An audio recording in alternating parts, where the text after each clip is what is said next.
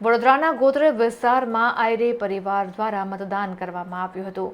Ward number 9ના ભાજપના ઉમેદવાર શ્રીરંગ આયરે વિજયનો વિશ્વાસ વ્યક્ત કર્યો હતો. વોર્ડ નંબર 9માં ભાજપના યુવા ઉમેદવાર અને પૂર્વ કાઉન્સિલરના પરિવારે વહેલી સવારે મતાધિકારનો ઉપયોગ કરી નાગરિકો માટે ઉદાહરણ પૂરું પાડ્યું હતું.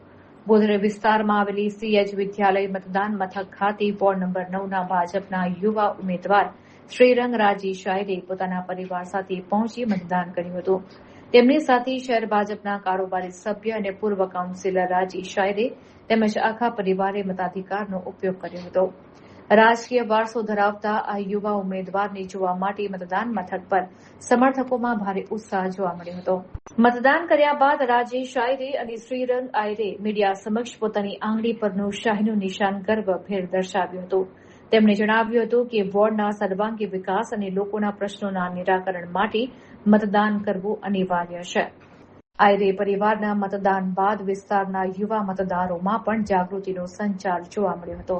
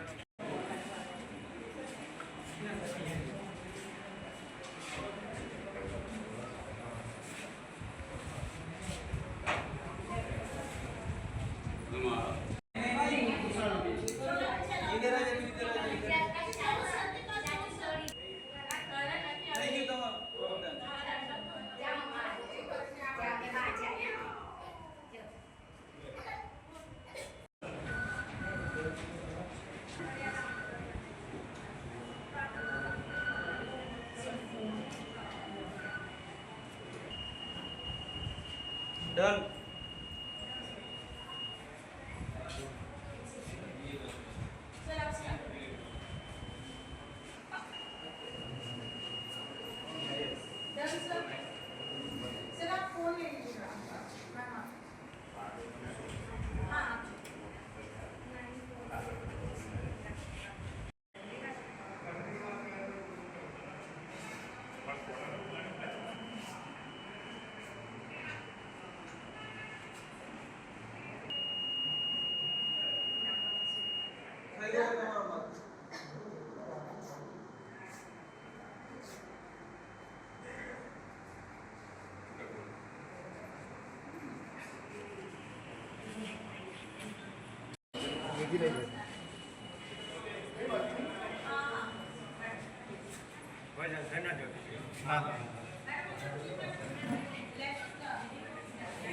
વડોદરા શહેર તેમજ સમગ્ર ગુજરાતની અંદર જ્યારે લોકશાહીનો મહાપર્વ ચાલી રહ્યો હોય અને એવી જ રીતે આજે જ્યારે મતદાનનો દિવસ છે અને અમારા બૂથ નંબર 34 સીએચ વિદ્યાલય ખાતે અમારું જે બૂથ આવેલું છે તેની અંદર અમે આવીને સહપરિવાર અમે સૌએ અહીંયા મતદાન કર્યું છે અને ચોક્કસથી આવનારા સમયની અંદર ભારતના લોકતંત્રને સુધારવા માટે હંમેશા જે નાગરિકો રહેલા છે તેમને મતદાન અવશ્ય કરવું જોઈએ.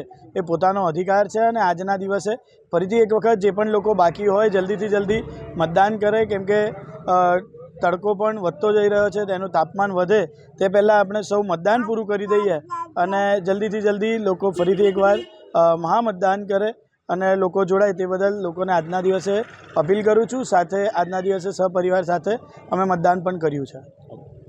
પરિવાર સાથે આ વિસ્તાર જ અમારો પરિવાર છે. સુખ અને દુઃખમાં લોકો અમારી સાથે રહેલા છે. આજે લોકશાહીનો આ એક પર્વ છે. આ લોકશાહીના પર્વમાં 5 વર્ષ સુધી જે તનતોડ મહેનત કરી હોય, સુખમાં દુઃખમાં, આ વિશ્વાસનો મત છે, આ સંસ્કારનો મત છે, આ ધર્મનો મત છે.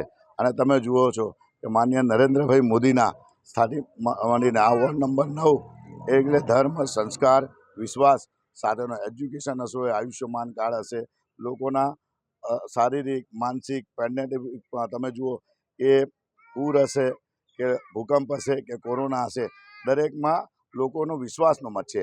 આજનો મત લોકો આપી રહ્યા છે અને આજની નિમિત્તે વડોદરા શહેરવાસીઓને અને ખાસ કરીને ઇલેક્શન વોર્ડ નંબર 9ના સૌ લોકોને હું જણાવું છું કે તમે જુઓ છો કે વરસાદ અરે તાપ તો છે જ, પણ તાપની સાથે સાથે પણ પાંચ વર્ષ લોકોની સાથે રહ્યા હોય એટલે લોકો પોતે ઉત્સાહથી ઘરેથી નીકળે છે અને આ વિશ્વાસને મત આપી રહ્યા છે અને ભરોસાને મત આપી રહ્યા છે, ધર્મ અને સંસ્કારને મત આપી રહ્યા છે. તો સૌ લોકોને આજના દિવસે ખૂબ ખૂબ વંદન અને બને તેટલા લોકો ઘરેથી નીકળી અને આજના દિવસે વોટ કરે, કારણ કે આ લોકશાહીનો પર્વ છે, તમારો અધિકાર છે, તમારો મત છે.